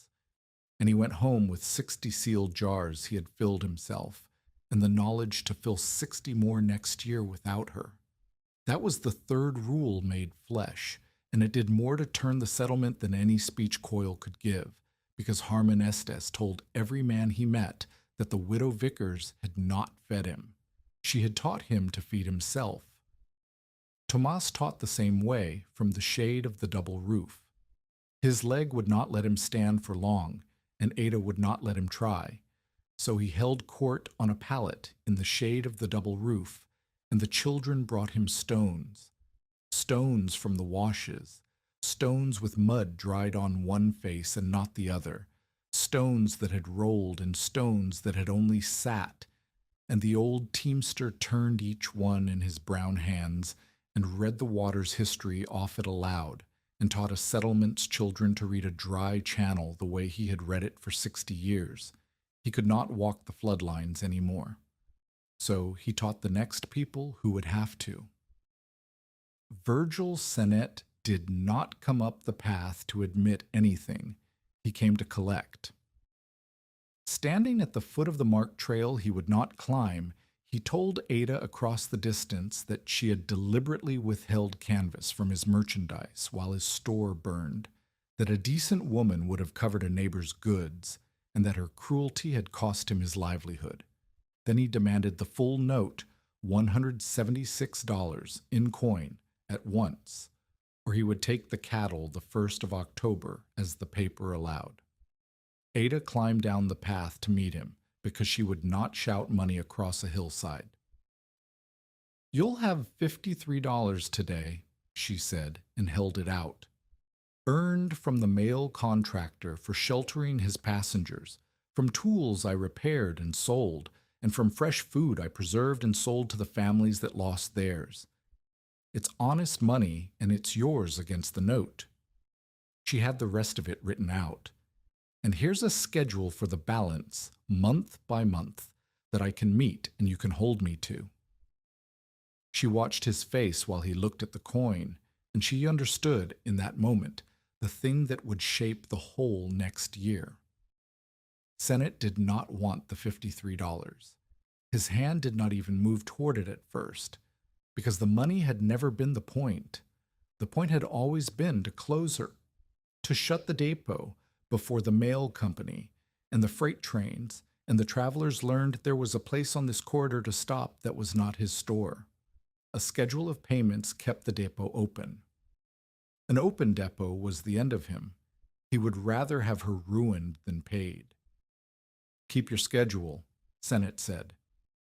He took the $53 because a man does not refuse coin, but he took it the way you take a thing you mean to use against the giver. "The 1st of October, I take the rest, or I take the cattle. And after that, we'll see what a court has to say about who owns a wagon load of dead men's freight." That night, in the lamplight, Ada told Tomasz the truth she had not said to anyone. "None of it would be standing," she said, "if you hadn't made me tear it down and build it higher. 31 people are alive because a stranger who owed me nothing walked into my canyon and told me my floor was in the wrong place." Tomasz shook his head slowly on the pallet. "I read the ground," he said. "Any old teamster can read the ground. I've read it for 60 years, and it did not save one wagon of that convoy, because reading a thing is nothing. You were the one who obeyed it, Senora, who moved a week of your own blood up a hill on a stranger's word, with your cabin and your child below the line where I told you the water would come. I have known strong men who could read the ground perfectly and would not move their camp for it, because moving is admitting you were wrong. You moved. That is the whole of it. That is the thing I cannot teach." He reached under the pallet and drew out the scorched document case and put it in her hands. "Keep this where it is safe and dry," he said. "The manifest, the letters, the dead man's papers. There is a day coming when the only wall between you and Virgil Sennett will be what is written on those pages, and on that day you will be glad an old man made you keep them out of the water." The deputy came the next morning. He was apologetic, and he was firm, and he had a paper of his own, an order of attachment, and it did not name only the cattle and the wagon as Daniel's note had. It named the cattle, the wagon, the depot inventory, and, in language Sennett's lawyer had plainly written, "All freight recovered from the Rooke and Halden conveyance." Everything. The whole of it, cargo and building and herd, to be held against the debt and sold at auction to satisfy it. The sale was set for 12 days out, and the hearing that would decide it sooner than that. Ada read the order twice, standing in her own dry doorway, and understood that surviving the flood had only earned her the right to fight a different water. She could not win it by fighting the way Sennett fought. She had no lawyer's money and no time to go to the county seat and back before the auction.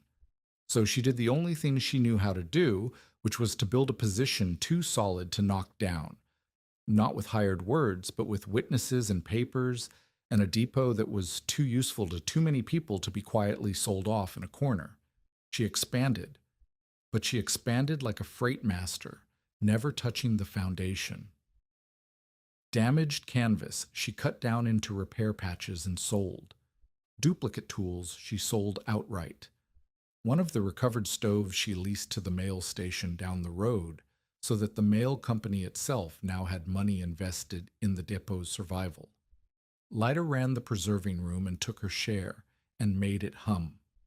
Merritt Coyle, of all men, took over supervising the unloading of freight according to Ada's storage rules, because his word carried weight with teamsters and hers did not yet, and because a converted skeptic is the loudest believer there is. The mail agent gave her the signed account of the flood.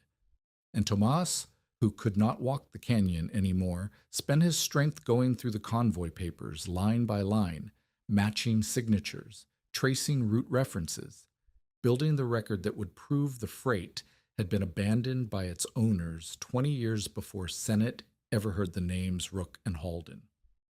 Sennett changed his argument as the hearing neared, the way he always changed his weapon when the last one failed. Now he claimed that whatever Ada had pulled from the canyon had become part of Daniel's debt the moment she moved it, because she had moved it using the mule and the wagon named in his note. The freight belonged to the debt, he said, because the debt's property had carried it. Ada's answer was written in her own ledger in her own hand. The note named cattle and one wagon. It did not name future earnings. It did not name abandoned freight lying in a canyon under 20 years of sand. A wagon that hauls a stone does not come to own the stone. The law of it was tangled, found property and land claims and old freight assignments all knotted together in a way no country justice would untie cleanly, and Ada knew better than to pretend the outcome was certain. But she had papers and witnesses and a town that now fed itself from her floor, and Sennett had an expired assignment he did not yet know was expired. Tomas did not live to see the hearing. Before the winter got into him, while he could still work with his hands if not with his legs, he and Ada built one last thing together, and it was in the building of it that they had their only real quarrel. She would prop him on a stool at the workbench in the repair shed, and the two of them made a set of cash boxes. Squat, sealed, weatherproof chests meant to be buried at the hard points on the roots, each one holding water, dried food, a little fuel, and a folded canvas against a night in the open. He shaped the joints, and she packed the seams with pitch the way her father had taught her, and while they worked, he talked, the way an old man talks when his hands are busy and his time is short. He told her about the caravans before the wagon road, the mule strings coming up out of Sonora through country that had no name on any map because no mapmaker had lived to draw it. He told her about the rollover that took his knee and the partner he had lost in it, a man whose name he still said softly. He had spent his whole life, he said, being the one who knew the country, and knowing the country was the only thing a poor teamster had to sell. That was where they clashed. "You give too much away," Tomas said, packing a joint.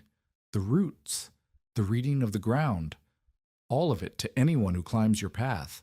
A man should keep something back, Senora. What you know is what you are worth. Give it all, and one day they do not need you." "That's the difference between us," Ada said, and she said it gently, because she loved him, and because he was wrong. "You kept the country in your head for 60 years, and you nearly died in a flood, and if you had died that night, every waterhole and safe camp in these 3 books would have died with you. 60 years of it, gone, because you kept it back." She set the pitch iron down. "I don't want to be needed, Tomas. Sennett wanted to be needed. I want to be unnecessary. I want 100 people who can build above the flood line without ever asking my leave. That's the only kind of thing that outlives the person who knew it." The old man was quiet a long moment over the joint. Then he almost smiled. "You are a strange freight master," he said. "You would give away the freight." "I'd give away the knowing of it," Ada said. "The freight I'll sell you at a fair posted rate." That made him laugh, which turned into the cough, and she did not know then that the cough was the beginning of the end, only that they had built 5 good cash boxes and buried 3 of them before the cold came down, and that 2 of those 3 would still be sitting sealed and dependable on the corridor, the winter she rode out to save 2 freezing men on the mentor's own rule. His leg had healed wrong from the first. The timber had done more than tear it, and the bone knit crooked and stiff until by the turn of the year he could barely cross the depot floor. Then the winter got fully into his chest, the cough deepening week by week into a wheeze she could hear across the room, and there was nothing in the sound medical chest that could reach a thing like that, and both of them knew it. Tomas decided to go to his sister's family near Los Angeles, where the winters were softer, and there were hands to nurse him that were not already carrying a depot and 2 children and a lawsuit. Ada did not argue, though every part of her wanted to. You do not chain a man to your need. The morning he left, he gave her 3 route books. They were old, water-stained, filled 60 years deep with the springs and the water holes, and the safe camps of a country most men had never crossed and lived. She held them like the treasure they were, and Tomas watched her hold them and said the last thing he ever taught her. Do not trust them, he said. Not all of them. Not anymore. A spring I drank from as a young man is a spring that may be dust today. The desert I wrote down is not the desert now, so I will give you the only rule that never goes dry. He put his stiff hand over hers on the books. Never sell a traveler a line on a map unless you know what waits at its end. A road on paper is a promise. Do not make the promise unless you have walked it lately, or unless you can afford to be wrong about a man's life. Now, help an old man into the wagon, and do not weep where I can see it, because I have work left, and so do you. She helped him into the wagon. She did not weep where he could see it. She watched the wagon down the marked path and out along the corridor until the dust of it was gone, and then she went into the treatment alcove where he had bled and where he had taught the children from his cot, and she wept there alone, once, and did not do it again. Tomas Ibarra died at his sister's the following spring, before the softer season could bring him back. Word came up the corridor the way all word came, carried by a freight driver, second-hand and plain. The old teamster had read the ground for 60 years, and it had never once saved him a day he did not earn, but he had put 60 years of it into a woman who would obey it, and that was a kind of surviving the desert had no way to bury. Ada hung nothing and said nothing. She took his 3 route books, and she read them cover to cover, every spring, every waterhole, every safe camp, and beside each one she wrote in her own hand the date he had marked it and left a blank space beneath, because a line on a map was a promise, and she did not yet know which of his promises the desert had already broken. She would learn that winter, with 2 men's lives hanging on the answer. The word came in the worst part of the cold, in the winter of 1871, brought up the corridor by a half-frozen boy on a spent horse. 2 freight wagons had gone out between the stations days before and had not arrived. The wind had come down out of the north hard enough to kill, the kind of dry, killing cold the desert keeps for winter that the summer travelers never believe in, and somewhere out on the corridor, 2 teamsters were stranded with failing animals and no shelter, if they were alive at all. They came to Ada. That was the thing she felt even in the middle of the fear, that the settlement no longer sent to Sennett or to anyone else. They came up the marked path in the dark to the woman with the depot and the route books, because she was the one who was supposed to know. She opened Tomas's books to the corridor in question, and there it was. The short route, the fast route, the one any teamster would take, marked with a spring halfway that would let a rescue party ride light and quick.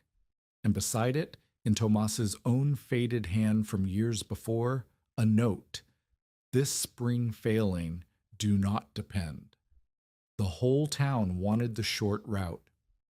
Every hour counted, they said. 2 men were freezing. Take the fast line to the spring and press on. No, Ada said, and it was the loneliest word she had spoken since the night she told 31 people to stay on the bench while the cabin flooded. The spring on the short route was already dying when Tomas wrote this years ago. If it's dust now and we've committed to it, Were 4 more people dead in the cold with no water for the animals? We take the long line. 2 dependable water holes, both of them, no guessing. She was refusing the mentor's own map, on the mentor's own rule, and she felt the weight of doing it without him there to tell her she was right. Never trust a line on a map you haven't walked lately. He taught me that. We ride the long way. They rode the long way, and Ada led it the way Tomas had taught her to lead. Portable stoves lashed to the packs to melt snow and boil water at every halt. Canvas rigged into windbreaks the moment they stopped, so the cold could not steal the heat off the animals. Jars of water cached against the return, so that the way home was as sure as the way out. Shelter first, always, before anything. Warm the body slow, never fast. Protect the fuel from the wind before you protect your own hands. And keep one cache sealed, always one reserve untouched, because the emergency you plan for is never the only one that comes. They found the 2 teamsters on the second day, in the lee of a rock, where they had done the one right thing and stopped moving, half dead and unable to travel but alive. Ada did not race them home.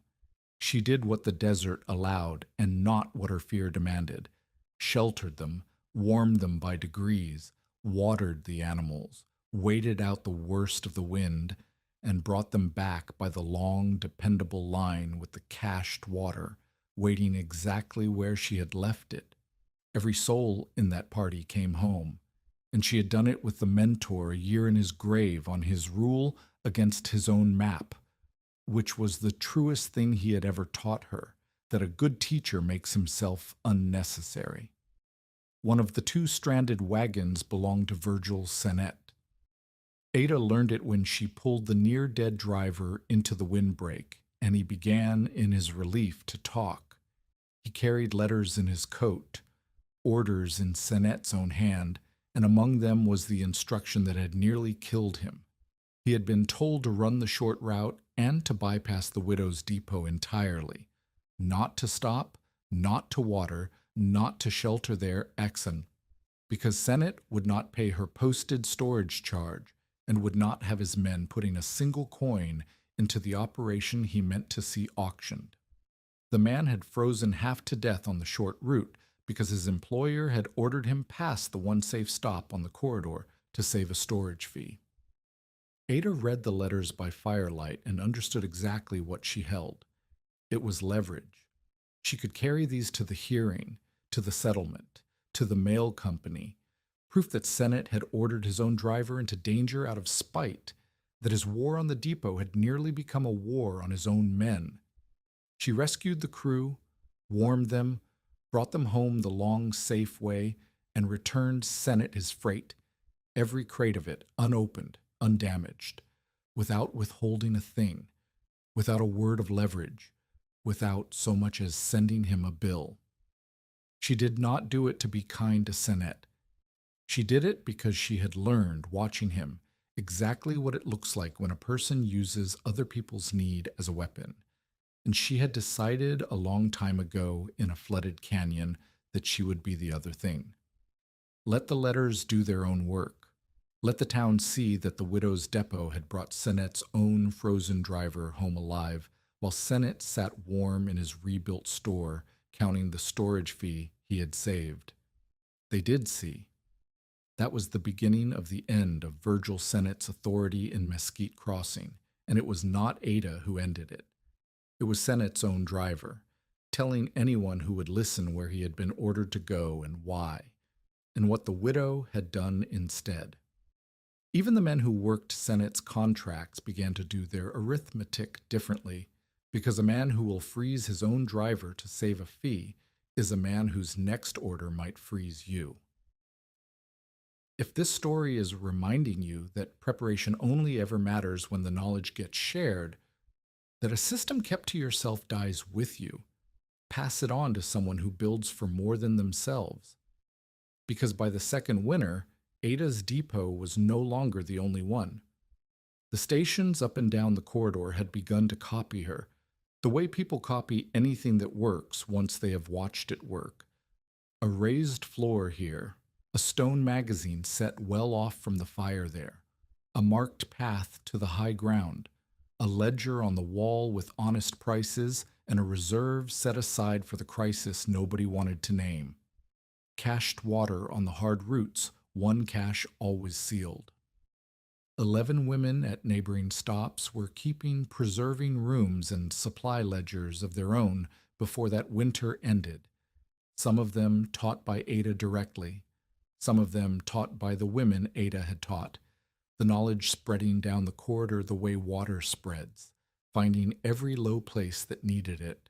She had become, without ever meaning to, the thing the settlement could not do without, and she had made sure, with her 3 posted rules and her freely given teaching, that it was the knowledge they could not do without, and not the woman. Anyone could learn to build above the flood line. That was the whole of what she was selling, and she gave it away. But she did not yet own a single board of what she had built.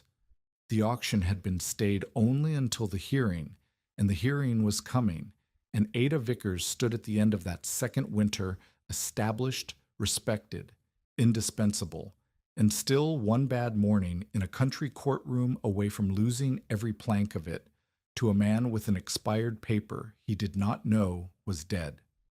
And Sennett, cornered, his authority bleeding out of him and his money argument failed, had found one last card to play. On the eve of the hearing, word reached Ada that he had located a witness, a living descendant of the freight clerk who had died in the canyon 20 years before, a man who claimed to hold a family letter kept all these years that described the lost Rooke and Halden cargo in one damning phrase: stolen property. The hearing was held before a circuit justice who rode up the corridor to hear it, in the largest room the settlement had, which was the mail station's freight office. Ada came with the scorched document case and nothing else. Sennett came with a lawyer from the county seat and a witness, and he had spent money on both, and he wore the look of a man who has finally found the card that wins. The witness was a man of perhaps 40 named Corliss, a clerk himself down in the settlements below, and he was the grandson of the freight clerk who had died under the wheel in the canyon 20 years before, the man whose brass tally disc, stamped 11, Ada had brushed clean with her thumb on the first evening of the whole affair. Corliss did not look like a liar. That was the danger of him. He looked like an honest man who had been told an honest thing. Sennett's lawyer drew it out of him carefully. The family had kept a letter, he said, written by the grandfather in the last season of his life, that spoke of the Rooke and Halden shipment. And in that letter, the lawyer had Corliss read the phrase aloud, slow, so the room would hold it. The old clerk had called the lost cargo by a plain and damning name. The room went cold with it. If the convoy had been stolen goods, then no one had ever owned it honestly, and a woman who dug it out of the sand and built a business on it had built her business on theft, and the justice's face went still and careful in a way that told Ada she was one sentence from losing everything she had bled 2 years to raise. Ada asked, when it was her turn, whether she might see the whole letter. Not the phrase, the whole of it. The lawyer did not want to hand it over, but Corliss, who was an honest man and had come to tell the truth as he understood it, saw no reason to hide the rest of his own grandfather's words, and he passed the letter across, and the justice read it, and the justice's face changed as he read. "Read the passage before the phrase, Mr. Corliss," the justice said. "Read it to the room." Corliss read it. His grandfather had written that the shipment was lost when the wagons were carried off in a flood and never found, that the merchants who were owed the goods had been paid in full by the freight company's insurers, and that the insurers, after searching and finding no wreck, had formally abandoned any further claim to the cargo, had written it off, closed the book, and walked away. The old clerk had called it stolen property. In the bitter private way, a grieving man calls a disaster a theft, meaning the desert had stolen it, meaning the flood had robbed them. He had not meant a crime. He had meant a loss. And the plain legal fact buried in his grief was the opposite of Sennett's whole case. The goods had been paid for once by the insurers and then given up entirely, abandoned by everyone with any right to them, 20 years before Ada ever put a shovel to the bank. No man in that room had a claim to the convoy. It had been let go. Then Ada opened the scorched document case, and she fired the weapon she had kept loaded and quiet since the morning Merritt Coyle pulled it out of the flooded store. She laid Sennett's own assignment on the table before the justice. The paper Sennett had waved in her yard, the paper his whole claim of succession rested on, and she turned it to the second page. The water-stained page Sennett had plainly never read to the end, and she set her finger under the date. Mr. Sennett claims the convoy through this assignment, Ada said. This assignment expired 19 years ago. It was dead paper before I was ever handed the note on my husband's debt. He has been threatening this settlement with a claim the law killed while he was still a young man. The justice looked at the date. He looked at Sennett. He looked at the freight master's letters that Ada laid down beside it, the letters that proved the convoy had died in a flood and not a robbery, and he did not take long about the rest of it. Sennett had no claim. The insurer's interest was not his. The assignment was expired, and the cargo had been lawfully abandoned 2 decades gone. The justice rejected every part of Sennett's claim to the convoy goods and dissolved the attachment upon them. But he did not erase Daniel's note, and Ada had not asked him to. That debt was real, honestly signed by her husband, and she would not have it wiped away by a clerk's grief or a legal technicality. She paid the balance of it. Every dollar still owed from the depot's own earnings, coin she had made honestly with jars and stoves and rope, and she signed the note paid and closed with her own hand. Sennett kept his store. The justice did not take that from him, and Ada did not want it taken. But he walked out of that freight office having lost the thing that had made him what he was, the power to hold a whole settlement by its credit and its stomach, the power to say who hauled and who ate and who was allowed to build. That power was gone, and everyone in the room had watched it go. Corliss found Ada afterward, outside, turning his grandfather's letter over in his hands as though he had never truly read it before, which, in a way, he had not.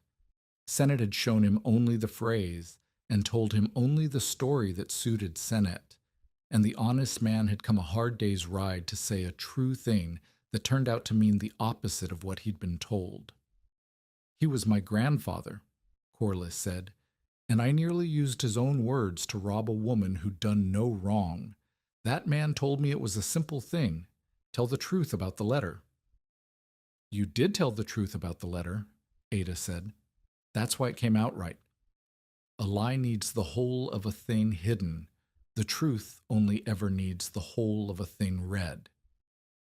She thought a moment, then reached into the scorched case and drew out the brass tally disc she had carried since the first evening in the canyon, the one stamped 11, and she let him hold it. This was his. It was on him when I found the wagon. You should have the chance to decide what's done with it. Corliss held the disc a long moment. Then he gave it back. Keep it, he said. It found its way to the one person out here who knew what it was worth.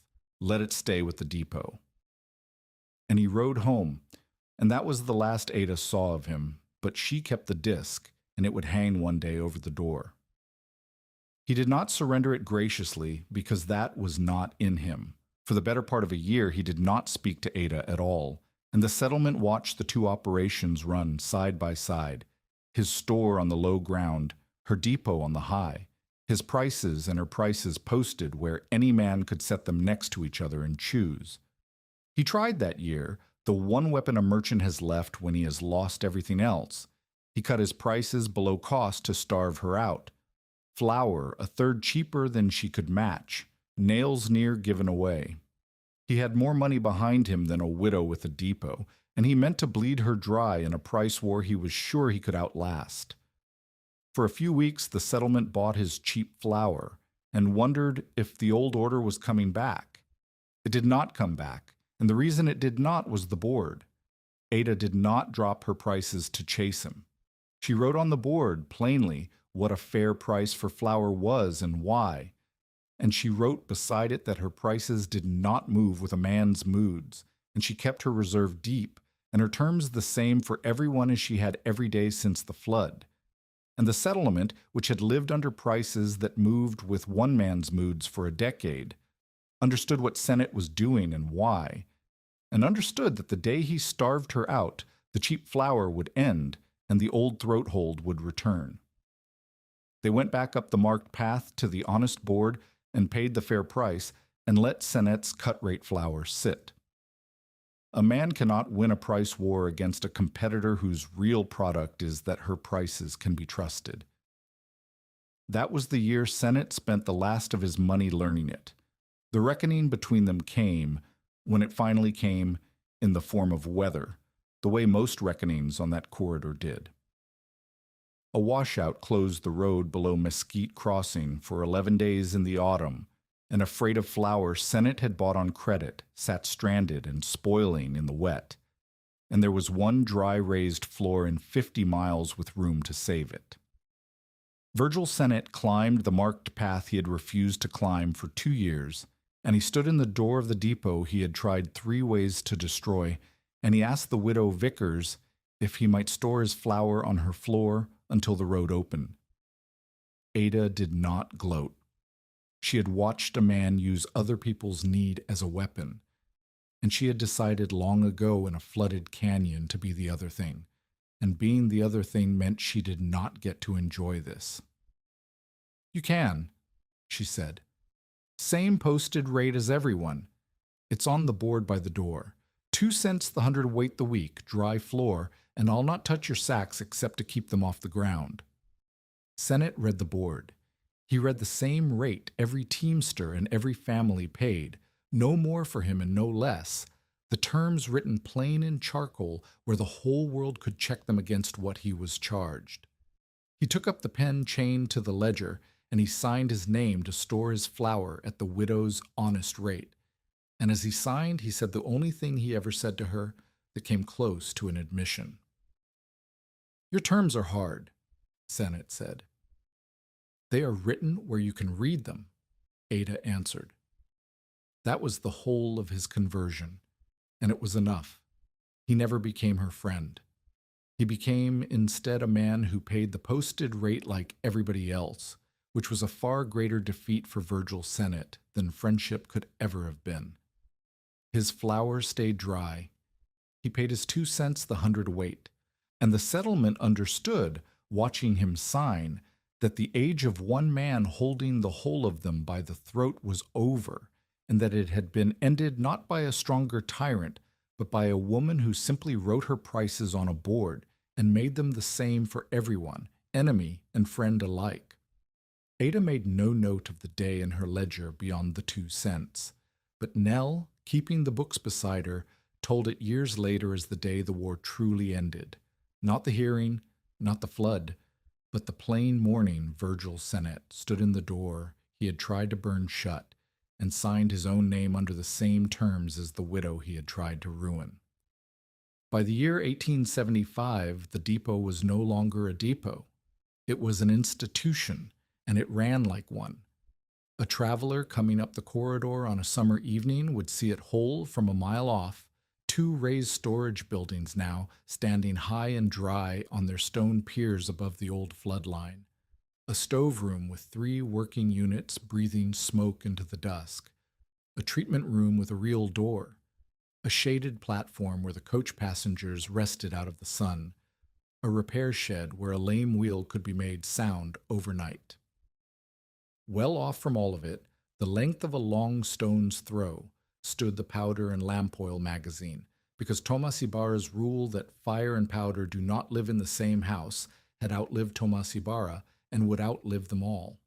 And on nearby routes, buried at the hard points, sat 4 marked emergency caches, one always sealed, refilled, and reburied each season by people Ada had taught to do it. The heart of the whole place was a board by the main door. On it, in a clear hand, were posted the prices of everything, the terms of every loan, and wished set apart, underlined, and never for sale at any price. The Community Emergency Reserve, so many pounds of flour, so many jars of water, so many yards of canvas, held back untouched against the next flood, the next fire, the next winter that caught men on the road. Any soul could read exactly what the depot held and what it cost and what could never be bought. There were no secret prices. There was no credit trap. There was a board, and the board was the same for everyone. 43 households in and around Mesquite Crossing had learned at least one of Ada's systems by then: how to preserve a harvest, how to read a flood line, how to lay a marked path to high ground, how to keep boiled water and foul water from ever touching in the dark. 11 women ran preserving rooms or kept supply ledgers of their own at the neighboring stops, some taught by Ada, more of them taught by the women Ada had taught, the knowledge running down the corridor exactly as she had wanted it to, finding every low place and filling it. Harmon Estes, the widower she had taught to put up his own squash in that first raw month, now put up food for 3 families that had no one to do it for them, and taught their children the slow heat and the jar held to the light, and never once mentioned that he had learned it himself from a woman he had climbed the path to in desperation. He did not need to mention it. That was how Ada had built it, so that the knowing of it belonged to everyone and the credit for it belonged to no one, which was the only way she had ever found to keep a good thing from dying with the person who knew it. A freight driver told her once about a supply stop 3 days south that he'd sheltered at in a hard blow.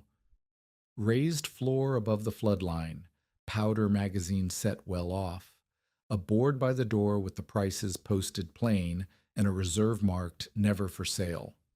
He described it in wonder, a stranger's clever place, and asked if she'd ever seen the like. Ada said she had. She did not tell him it was hers, because by then it was not hers, it was everyone's, built by a woman taught by a woman she had taught, and it had traveled 3 days south and put down roots in a settlement Ada Vickers would never lay eyes on. That was the day she understood she had won the only thing she had ever truly wanted. The convoy had carried its supplies out of silence and into 100 hands, and no flood, and no railroad, and no man could ever gather them back. Merritt Coyle, who had told her the desert kept nothing, ran her freight yard now. The old captain's words still moved teamsters up and down the corridor, and every word of it now moved them toward the depot he had once called a fool's grave. Lyda Fenner was no assistant and no borrower of invisible chains.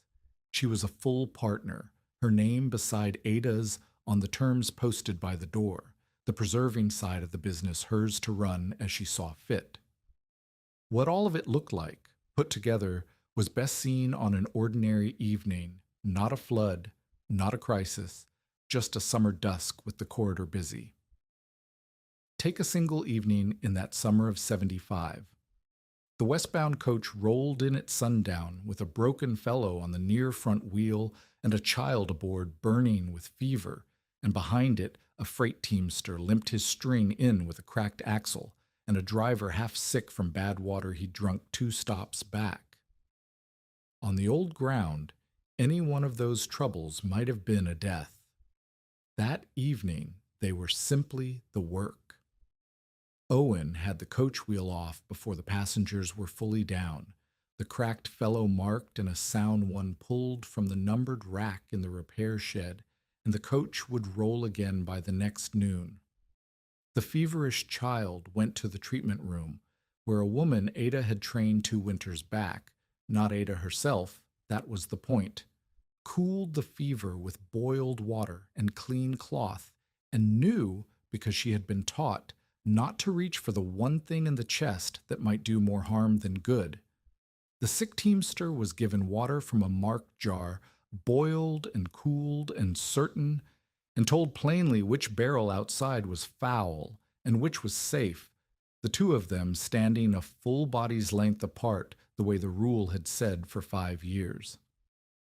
Lida weighed out the coach passengers' supper on the platform scale, equal shares, the price of it chalked on the board where every one of them could check it.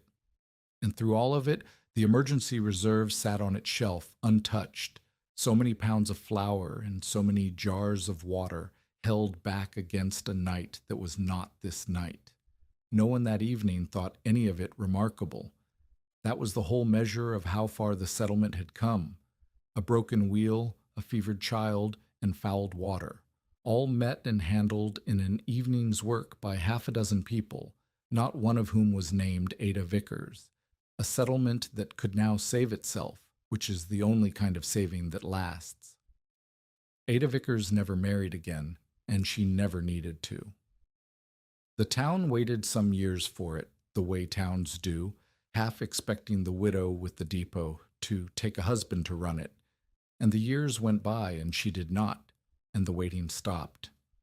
What she built instead was wider than a marriage, and it did not depend on any one person, which was, if you knew her, the most Ada Vickers thing she could possibly have done. She had watched a whole settlement made helpless by depending on one man. She had spent her life since making sure that nothing she loved, not the depot, not the knowledge, not the town, not even her own children, would ever again hang by so thin a thread as a single person. Her partnership with Lida was the closest thing to a marriage she had, and it ran on the same fuel any good one runs on, which is shared work and honest terms.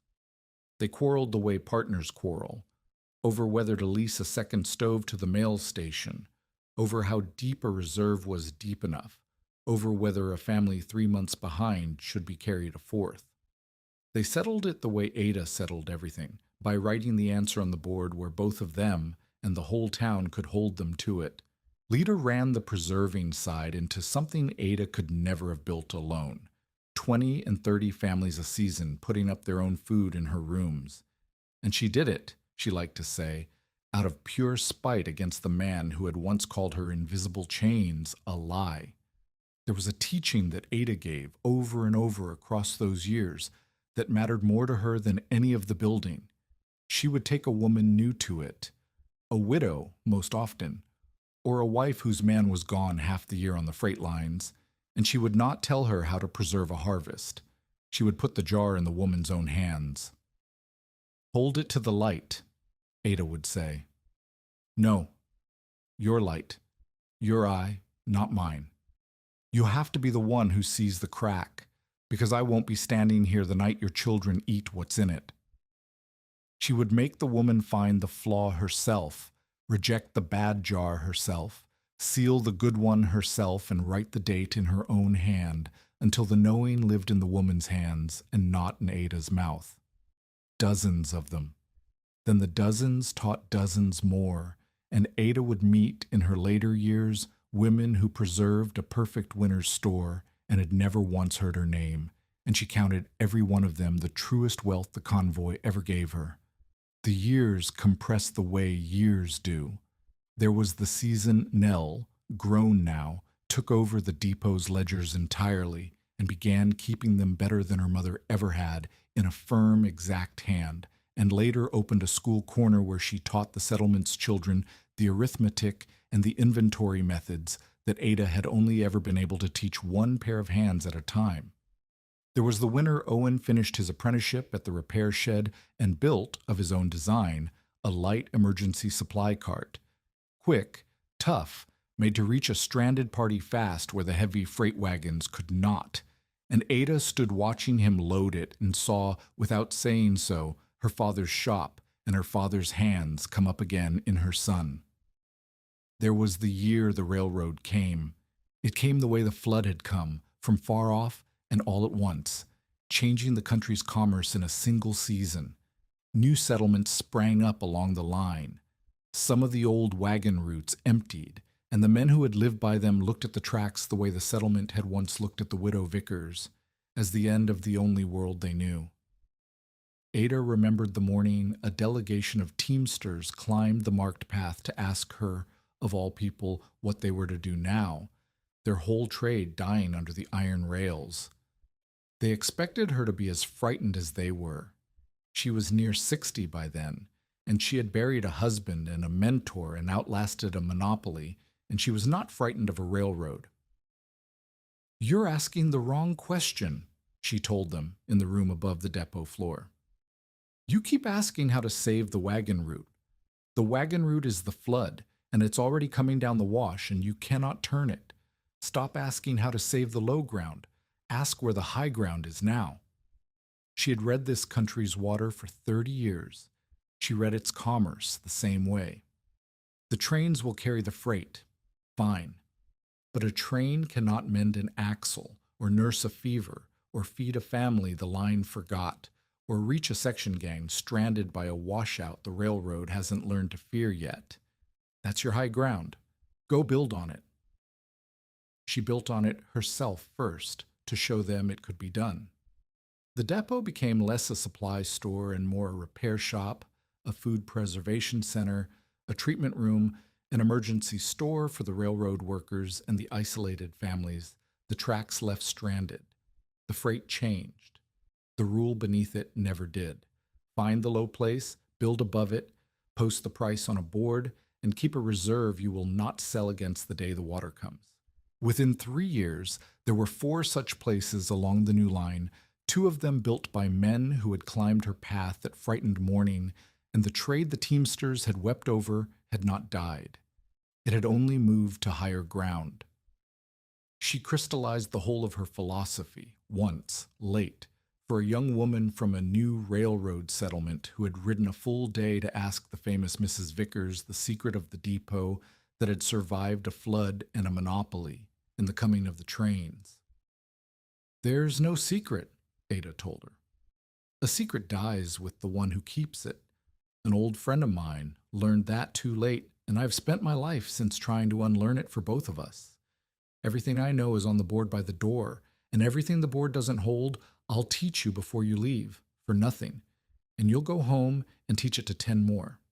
That's the only thing that ever lasts out here. Not the iron, not the jars, not me." The knowing of how to build above the flood line, given away so wide that no flood and no man and no railroad can ever take it back. The young woman went home and built a raised depot with a board by the door. Ada Vickers remained at Mesquite Crossing all her long life, in a room that looked out over the raised depot floor, and in her last years, when she could no longer lift a stoveplate or climb to the high shelf, she still ran one finger down every monthly inventory Nell brought her, checking the sums out of a habit 60 years deep. Before she was done, she saw the depot pass into a community trust, its charter written in Nell's exact hand and requiring 4 things and only 4: that the prices always be posted plain, that the emergency reserve never be sold, that water be free in a declared crisis, and that no single merchant ever sit alone upon the board. She had spent her whole life making certain that no one would ever again hold this settlement the way Sennett had held it, and with that charter she reached her hand past her own death and made certain of it for good. She died at Mesquite Crossing in the winter of 1908, 71 years old, in the room above the depot floor. 43 households had learned at least one of her systems in her own lifetime, and no one ever counted how many learned them after, because by then the knowing had spread too wide to count. Down the wagon routes and along the railroad and into settlements Ada Vickers never saw, carried by the women she taught and the women they taught, until a raised floor above the flood line and a price posted plain on a board by the door were simply how a decent supply stop was built, and no one remembered they had ever been one widow's idea. They did not give her a grand funeral because she would have called it a waste of a working day. Instead, the wagons stopped on the corridor road as word went up and down it, and travelers who had never met her climbed the marked path and left, beside the depot door, not flowers but useful things: a coil of sound rope, a new jar, a whetstone, a box of nails, a folded length of good canvas. Until the pile beside the door looked like nothing so much as a fresh freight load waiting to be inventoried, which was the only tribute Ada Vickers would ever have wanted. The desert keeps nothing, Merritt Coyle had told her in her own yard the summer everything began. It only buries mistakes. And he had lived long enough to stand on a mudflat below the depot and take it back in front of the whole settlement, but the canyon itself never took anything back.